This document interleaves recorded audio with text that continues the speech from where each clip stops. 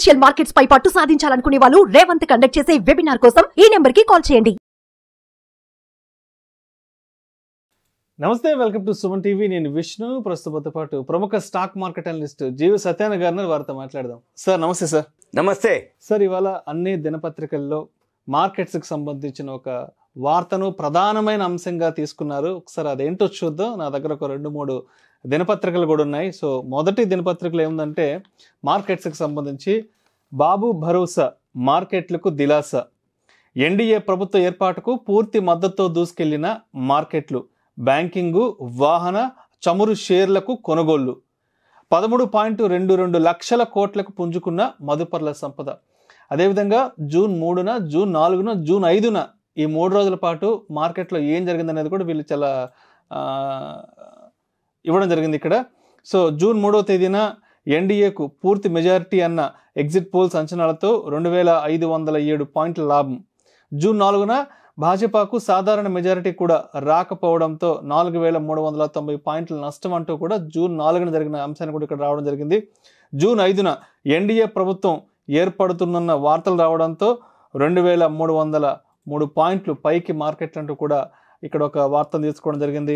And మరొక దినపత్రిక తీసుకున్నట్లయితే మార్కెట్కు చంద్రకళ, ఎన్డీఏకు బాబు భరోసాతో పోటెత్తిన కొనుగోళ్లు, సెన్సెక్స్ 2303 పాయింట్లు అప్, 736 పాయింట్లు పెరిగే నిఫ్టీ, హెరిటేజ్ ఫుడ్స్ 20% వృద్ధి, 13.22 లక్షల కోట్ల సంపద వృద్ధి అంటూ కూడా మార్కెట్స్కి సంబంధించిన ఒక అంశాన్ని తీసుకున్నారు. అదేవిధంగా హెరిటేజు, అమర్ రాజా, కేసీపీ షేర్లు జూమ్ అంటూ కూడా ఒక వార్తను ఇక్కడ ప్రధానంగా తీసుకోవడం జరిగింది తెలుగు దినపత్రికల్లో. అంటే ఏపీలో టీడీపీ అధికారాన్ని కైవసం చేసుకోవడం, ఎన్డీఏ కూటమిలో చంద్రబాబు నాయుడు కీలక వ్యక్తిగా కీలక పాత్ర పోషిస్తున్న నేపథ్యంలో చంద్రబాబు నాయుడుకు సంబంధించిన స్టాక్స్లో కూడా పెద్ద ఎత్తున ర్యాలీ రావడం జరిగిందంటూ కూడా నిన్నటి నుంచి కొంత అంటే అటు నేషనల్ మీడియాలో కానీ అదేవిధంగా ఇవాళ మన తెలుగు మీడియాకి సంబంధించిన దినపత్రికల్లో కూడా ఆ అంశాన్ని ప్రధానంగా తీసుకురావడం జరిగింది. అసలు ఏం జరుగుతుందంటారు మార్కెట్లో, ఏంటి చంద్రబాబు స్టాక్స్ అంటూ కూడా ఏదో ఒక లిస్ట్ కూడా వస్తుంది సోషల్ మీడియాలో. సో ఏంటి దాని గురించి చెప్పగలరు? ఏమి లేదు, మీరు అన్నట్టు ఎలక్షన్ ఇవన్నీ కామన్. అంటే ఎవరైతే షేర్ మార్కెట్లో ఎప్పటి నుంచి ఉన్నారో వాళ్ళకి ఇవన్నీ ఉంటాయి. జనరల్గా బడ్జెట్ రోజే 1000-1500 పాయింట్లు అప్పట్లోనే అంటే వోల్టాలిటీ ఉండేది. వోల్టాలిటీ అంటే లోకి హైకి డిఫరెన్స్లు. బడ్జెట్ అప్పుడే ఇట్లుంటే ఎలక్షన్ టైంలో అంతకుముందు కూడా ఇలానే జరిగేది. కాబట్టి ఇప్పుడు ఇంకా ఎక్కువ జరిగింది. ఎలా జరిగింది, ఏం జరిగింది, ఎట్లా అనేది జరిగింది చూద్దాం. ఫస్ట్ జరిగిందంటే ఏంటిది, మొన్న లాస్ట్ శనివారంతో ఎలక్షన్స్ ఏవైతే లాస్ట్ విడత అయిపోయిందో ఆదివారం సెలవు రావడం జరిగింది, సోమవారం ఎగ్జిట్ పోల్ రావడం జరిగింది. ఎన్డీఏ బీజేపీ గవర్నమెంట్ మళ్ళీ ఫామ్ చేస్తుంది, 350 పైన వస్తున్నాయి అని చెప్పేసి సోమవారం నాడే మన మార్కెట్లో బాగా పెరగడం జరిగింది. 2507 పాయింట్లు పెరగడం జరిగింది. ఆల్ టైమ్ హైకి వెళ్ళడం జరిగింది. ఎప్పుడైతే సోమవారం ఆల్ టైమ్ హైకు 76,000 వరకు రీచ్ అవ్వడం జరిగింది మన BSc Sensex, highest turn over జరగడం జరిగింది. ఇవన్నీ ఓకే అనుకొని అందరూ కూడా బాగా అంటే షేర్ మార్కెట్లో ఉన్న వాళ్ళందరి సంపద పెరగడం, దాంతోపాటు ఆ ఒక్కరోజే 13.22 లక్షల కోట్లు మన యొక్క సంపద పెరిగిందని ఖుషి, అరే మిస్ అయిపోయినవే కొనలేదే అని చెప్పేసి అనటం. ఆదాని షేర్లు అంటే ఎక్కువ శాతం బీజేపీకి ఎప్పుడు కూడా ఫేవర్గా ఉన్నటువంటివి ఆదాని షేర్లు, పబ్లిక్ సెక్టార్ గవర్నమెంట్ షేర్లు, ఇవన్నీ కూడా బాగా పెరగటం జరిగింది. ఏది సోమవారం వరకు. ఇక మంగళవారం నాడు అసలు రియల్ ఏవైతే రిజల్ట్స్ రావడం జరిగిందో ఎలక్షన్ రిజల్ట్స్లో 300 కంటే లోపు బీజేపీకి రావటం, కానీ మార్కెట్ అనుకున్న విధంగా కాకుండా అంటే 350 పైన కనుక రాలేదు ఒకటి, ఈ 300 లోపు రావటం, ఈ 300 లోపు కూడా 272 వస్తే సరిపోతుంది వీళ్ళకి, కానీ అది కూడా అలయన్స్ తోటి రావడం జరిగింది. అంటే ఏంటిది అంటే ఈ పూర్తి మెజారిటీ కనుక వీళ్ళకి రాలేదు కాబట్టి మార్కెట్ ఏమైంది, ఒక్కసారే కుప్పకూలిపోవడం జరిగింది. ఒక టైంలో 6000 పాయింట్లు కూడా పడిపోవడం జరిగింది. మళ్ళీ చివరికి 4305 పాయింట్లు రికవరీ రావడం జరిగింది. రికవరీ కాదు, 4300 పాయింట్లు మైనస్లోనే, 4390 మైనస్ అంటే 6000కి మైనస్లో అంటే ఒక 1610 పాయింట్లు సుమారుగా 12.5 నుంచి మళ్ళీ రికవరీ అవ్వడం జరిగింది. అప్పుడు ఏంటిది అంటే మళ్ళీ వేరే ఈ మిత్రపక్షాలు లాంటివి ఎన్డీఏకి సపోర్ట్ చేస్తామనే వార్తతోటి కొంచెం రికవరీ అయింది. అంటే రిజల్ట్స్ ఇంకా ఓకే అయిపోతుంది, ఇక కన్ఫామ్ అవుతుంది, ఇక ఇంతవరకే అని. ఆ రోజు కొంచెం మైనస్లో ఉంది. ఇక నెక్స్ట్ బుధవారం నిన్న ఈరోజు గురువారం, నిన్న బుధవారం. నిన్నేమైందిగా మళ్ళీ ఈ మిత్రపక్షాలు ఏవైతే అంటే టీడీపీ అనుకోండి, ఆంధ్రప్రదేశ్ నితీష్ అనుకోండి, వాళ్ళందరూ మళ్ళీ మేము మీకు అండగా ఉంటాము, సపోర్ట్ చేస్తాము అని అనగానే మళ్ళీ నిన్న మార్కెట్ కొంచెం మొదట్లో మామూలుగా ఉన్న తర్వాత మళ్ళీ హైలోనే క్లోజ్ అవ్వడం జరిగింది. 2303 పాయింట్లు మళ్ళీ పెరగడం జరిగింది. మళ్ళీ అంటే జనరల్గా ఏం జరుగుద్ది అంటే ఎప్పుడు కూడా ఎలక్షన్ టైంలో కొంతవరకే అటు ఇటు ఉంటుంది. అంటే ఎగ్జిట్ పోల్ వేరు, రియల్ డేటా వేరు.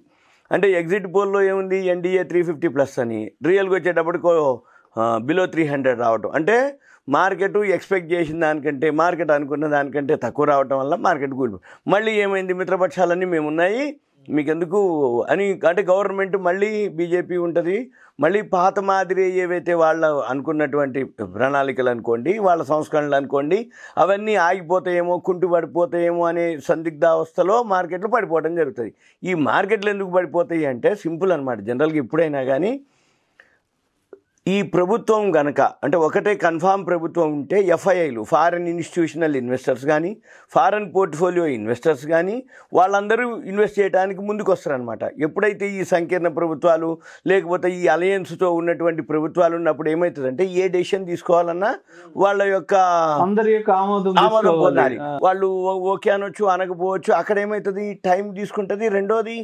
అనుకున్నంత ముందుకు సాగదు అనే ఉద్దేశంతో ఎప్పుడైనా కానీ అంతకుముందు ఏండ్ల నుంచి కూడా జరుగుతుందల్లా ఇదే అనమాట. ఎఫ్ఐఐలు కన్ఫామ్గా ఏ గవర్నమెంట్ అన్న రాని పూర్తి మెజారిటీ కనుక ఉన్నటువంటి గవర్నమెంట్ ఉంటే ఒక 5 ఏళ్ల వరకు వీళ్ళే ఏం చేసినా చేస్తారు, గవర్నమెంట్ పాజిటివ్నే ఉంటుంది అని చెప్పేసి అప్పుడు ఇన్వెస్ట్ చేస్తారు. ఎందుకంటే షేర్ మార్కెట్ అనేది అసలు దాని క్వశ్చనే లేదు. ఎందుకోసం లేదు అంటే ఏది జరగాలన్నా ఒక పిల్లర్ అనమాట. ఆర్థిక వ్యవస్థకి పిల్లర్ ఏంటిది, షేర్ మార్కెటే.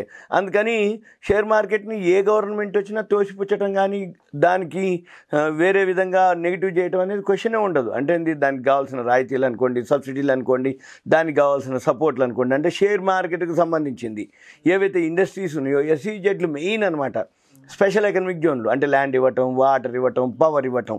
అంటే దేశంలో అన్ఎంప్లాయ్మెంట్ను తగ్గించటం, ఏ స్టేట్లో అయితే ఆ స్టేట్ వాళ్ళు కంపెనీలని డెవలప్ చేయటం. అప్పుడు ఏమవుతుంది, ఆటోమేటిక్గా ఆ కంపెనీలు వృద్ధిలోకి రావటం. ఆ కంపెనీలు వృద్ధిలోకి వస్తే ఆ స్టేట్లో ఉన్నటువంటి ఉద్యోగం, ఎంప్లాయ్మెంట్ జరగటం, అలా ఎకానమీ డెవలప్ అవుతుంది అనమాట. అందుకని జనరల్గా జరిగేదల్లా ఇదే కథ.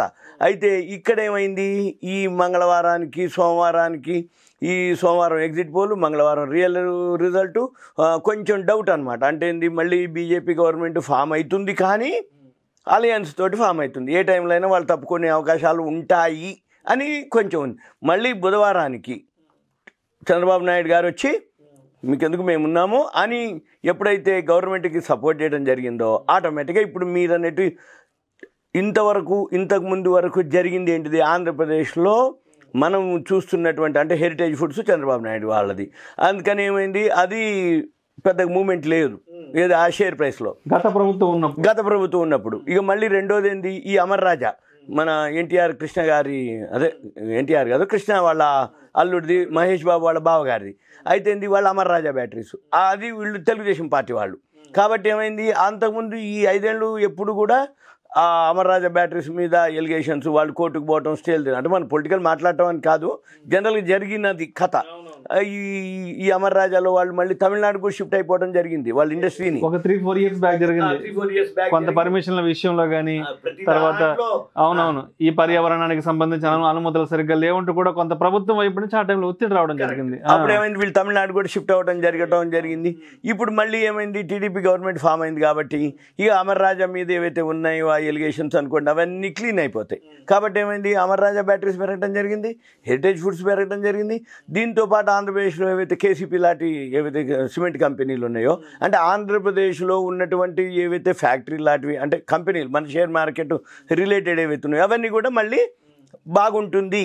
ఎందుకంటే ఎప్పుడైనా కానీ ఎవరైతే ప్రభుత్వము ఎలాంటి వాడు అంటే అంతకుముందు సపోజ్ ఇప్పుడు దాన్ని బట్టి ఇప్పుడు చంద్రబాబు నాయుడు ఉండు అంతకుముందు నుంచే 2000 అప్పుడే Y2K సాల్వ్ అయినప్పుడే హైటెక్ సిటీని ఓపెన్ చేయడం జరిగింది. అంటే ఏంది అప్పట్లోనే ఈ కంప్యూటర్లు సాఫ్ట్వేర్ టెక్నాలజీ మీద ఆయన అంత డెవలప్ చేసిన ఆయన షేర్ మార్కెట్ అంటే ఆయన ఏమి ఎగ్నెస్ట్ కాదు. అంటే షేర్ మార్కెట్ సంబంధించినటువంటి కంపెనీలు కానీ ఇప్పుడు వేరే ఫారిన్ కంట్రీస్ నుంచి ఇప్పుడు ఏవైతే కంపెనీని తీసుకురావడం ఫారిన్ ఫండ్స్ తీసుకురావడం ఈ రోజుల్లో కాదు 25 ఏళ్ల కిందటే జరిగింది అది. అందుకని ఇప్పుడు మళ్ళీ ఆయనే వచ్చిండు కాబట్టి మళ్ళీ చంద్రబాబు నాయుడు మళ్ళీ ఫండ్స్ తీసుకొస్తాడు, ఇండస్ట్రీస్ తీసుకొస్తాడు, కంపెనీలు తీసుకొస్తాడు, పెట్టుబడులు పట్టుకొస్తాడు, పారిశ్రామికంగా చాలా ముందంజలోకి తీసుకుపోతారు. ఎప్పుడో 25 ఏళ్ల కిందటే ఆయన తీసుకుపోయిన ఆయన ఇప్పుడు ఇంకా తీసుకుపోతాడు అనే ఉద్దేశంతో ఏమవుతున్నాయి ఆ షేర్లు పెరగడం జరిగింది. మళ్ళీ వాటితో పాటు ఇప్పుడు ఏదైతే మోడీకి మేము ఉన్నామని చెప్పేసి వాళ్ళు నిన్న వెళ్ళి కలిసి చెప్పడం జరిగింది. అప్పుడు ఏమైంది నిన్న మధ్యాహ్నం నుంచి మళ్ళీ మార్కెట్ పెరగడం జరిగింది. మళ్ళీ ఈరోజు కూడా మార్కెట్ పెరగడమే జరిగింది. అంటే ఏంటిది ఒక మళ్ళీ గవర్నమెంట్ స్టెబిలిటీ ఉంది, గవర్నమెంట్ నిలబడుతుంది, గవర్నమెంట్ ఇప్పుడు బీజేపీని ఫామ్ చేస్తుంది, మళ్ళీ ఎఫ్ఐఐలు మళ్ళీ ఇన్వెస్ట్ చేయటం మొదలు పెడతారు అనేది ఉద్దేశం అనమాట. అందుకని మళ్ళీ ఏమవుతుంది మళ్ళీ మార్కెట్ మీద ఒక నమ్మకం ఏర్పడింది. మార్కెట్లో మళ్ళీ ఏదైతే అంటే జనరల్గా ఎప్పుడు కూడా జరుగుతాయి. అయితే ఈ టైంలో ఇన్వెస్టర్లు చేయవలసింది ఏమిటి అంటే మెయిన్ ఈ కరెంట్ అఫైర్స్ను ఫాలో అవ్వాలి. అంటే కొన్నాళ్ళ వరకు శనివారం నాడు లాస్ట్ విడత అంటే సాయంత్రం వరకు ఎలక్షన్స్ ఎప్పుడైతే అయిపోయినాయో ఇక ఆ నుంచి ఎగ్జిట్ పోల్ స్టార్ట్ అయింది. అంటే మనకేమైంది శనివారం సాయంత్రం ఆదివారం మళ్ళీ ఇక సోమవారం నాడు ఇక రిజల్ట్ ఎగ్జిట్ పోలు, మంగళవారం పొద్దున్నే మన మార్కెట్లు. అంటే ఏంది శనివారం సాయంత్రానికి ఎగ్జిట్ పోల్ ఏదైతే స్టార్ట్ అయిందో ఆదివారం సెలవు కాబట్టి శనివారం సాయంత్రం మనకి సెలవు కాబట్టి ఆదివారం సెలవు, సోమవారం నాడు ఏమైంది మార్కెట్ స్టార్టింగే gap up all time high new high అన్ని హైలకి వెళ్ళింది. ఎప్పుడైతే మళ్ళీ మంగళవారం రియల్ ఏదైతే అనౌన్స్మెంట్ జరిగిందో అక్కడ ఫైనల్ రిజల్ట్స్ తోటి ఇది జరగడం జరిగింది. అయితే ఇన్వెస్టర్లు ఏం చేయాలి ఎప్పటికప్పుడు ఏ న్యూస్ ఏం జరుగుతుంది షేర్ మార్కెట్లో ఇప్పటివరకు అప్ అండ్ డౌన్లు మళ్ళీ తర్వాత కొన్నాళ్ళు అయిపోయినాక స్టెబిలిటీ ఉంటుంది. ఎలా అంటే ఇప్పుడు ప్రమాణ స్వీకారం అయిపోతుంది, ప్రమాణ స్వీకారం అయిపోయినాక ఎవరెవరికి ఏ మినిస్ట్రీ ఇస్తారు, తర్వాత బడ్జెట్ ఉంటుంది, బడ్జెట్లో మళ్ళీ ఏ రాయితీలు అంటే ఏ సెక్టార్కి రియల్ ఎస్టేట్ మన ఎక్కువ శాతం పబ్లిక్ సెక్టార్ ఐఆర్సిటీసీ లాంటివి, క్యాపాక్స్ క్యాపిటల్ గూడ్స్ లాంటివి, రెండోది ఏదైతే కంపెనీలు అంతకుముందు ఏవైతే పబ్లిక్ సెక్టార్ యూనిట్లు వాటన్నిటికీ అంటే కొన్ని సెక్టార్లు అంతకుముందు ఏవైతే అనుకున్నాయి ఉన్నాయో మళ్ళీ అంటే డిఫెన్స్ లాంటివి కొన్ని ఏవైతే సెక్టార్లు ఉన్నాయో అంతకుముందు ఎపిసోడ్లోనే ఒకసారి చెప్పడం జరిగింది. మళ్ళీ ఆ ఎపిసోడ్లలో అంటే ఆ స్క్రిప్ట్స్ ఆ సెక్టార్లకి మళ్ళీ కొంచెం మహర్దశ వస్తుంది అనమాట. ఎందుకోసం అంటే డౌన్ అవటం. రెండోది ఇప్పుడు మళ్ళీ జూన్ 15 వస్తే అడ్వాన్స్ ట్యాక్స్ డేటా వస్తుంది. ఇప్పుడు యాన్యువల్ రిజల్ట్స్ రావడం జరిగింది. మళ్ళీ ఇప్పుడు ఏమవుతుంది 15వ తారీఖు అడ్వాన్స్ ట్యాక్స్ డేటా అంటే ఈ ఫస్ట్ క్వార్టర్ రిజల్ట్స్ అనమాట. ఈ ఫస్ట్ క్వార్టర్ రిజల్ట్స్ అంటే ఎప్పుడైనా కానీ మార్చి ఫైనాన్షియల్ ఇయర్ అయిపోయినాక ఏప్రిల్ మే జూన్ ఉంటుంది, జూలైలో ఫస్ట్ క్వార్టర్ రిజల్ట్స్ వస్తాయి.